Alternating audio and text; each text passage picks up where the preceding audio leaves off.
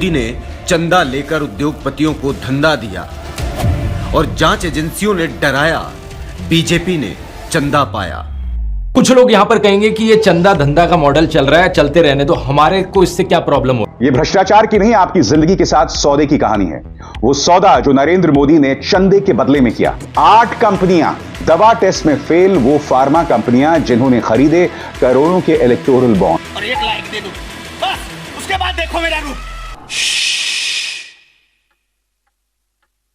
2018 से 2023 के बीच Torrent pharmaceutical limited company की 3 दवाएं टेस्ट में फेल हुई, जिसके बाद इस कंपनी ने भाजपा को 61 करोड़ रुपए का चंदा दिया।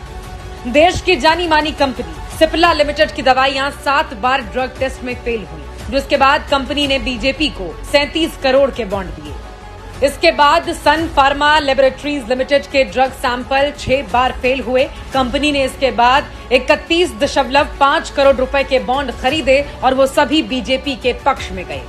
जाइडस हेल्थकेयर लिमिटेड एक ऐसी ही कंपनी थी जिसने कोविड के दौरान रेमडेसिविर बनवाया। इसके लिए उसने बीजेपी को 18 करोड़ रुपए के बॉन्ड दिए। इसके बाद हेटेरो ड्रग्स लिमिटेड और हेटेरो लैब्स लिमिटेड, साल 2018 और 2021 के बीच इस कंपनी की बनाई गई दवाओं के 7 ड्रग्स टेस्ट फेल हुए। हेटेरो लैब्स लिमिटेड ने 7 अप्रैल 2022 और 12 अक्टूबर 2023 को 25 करोड़ के बॉन्ड खरीदे। इनमें से 20 करोड़ के बॉन्ड बीआरएस को और 5 करोड़ के बॉन्ड्स बीजेपी को दिए गए। छठा नंबर आता है इंटास फार्मास्यूटिकल लिमिटेड। जुलाई 2020 में इस कंपनी की बनाई गई दवा एनाप्रिल का ड्रग टेस्ट फेल हुआ। 10 अक्टूबर 2022 को 20 करोड़ रुपए के इलेक्टोरल बॉन्ड्स इन्होंने खरीदे। 20 करोड़ रुपए गए भाजपा की जेब में।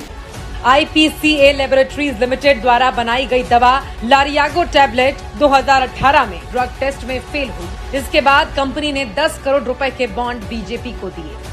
ग्लेनमार्क फार्मास्यूटिकल लिमिटेड द्वारा बनाई गई 6 दवाइयां 2022 से 2023 के बीच ड्रग टेस्ट में फेल हुई, जिसके बाद कंपनी ने 9.75 करोड़ रुपए के बॉन्ड खरीदे और वो भी बीजेपी को दिए।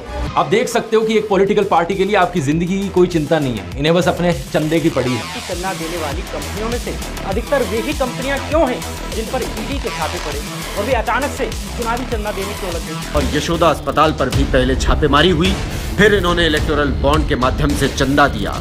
एक हॉस्पिटल 162 करोड़ रुपए के चुनावी बॉन्ड खरीद कर दान कर रहा है और कोई कहीं जांच नहीं हो रही। दिक्कत किसी को इस बात से नहीं है कि बीजेपी ने चंदा क्यों लिया, दिक्कत इस बात से है कि चंदा लेने के लिए यहाँ एक बड़ा एक्सटॉर्शन रैकेट चलाया, डेमोक्रेसी की धज्जियां उड़ाई और जनता का पैसा लूटा। इलेक्टोरल बॉन्ड लेने वाली टॉप 30 कंपनियों में से 14 ऐसी कंपनियां हैं जिन पर ईडी, सीबीआई और आईटी ने छापेमारी की।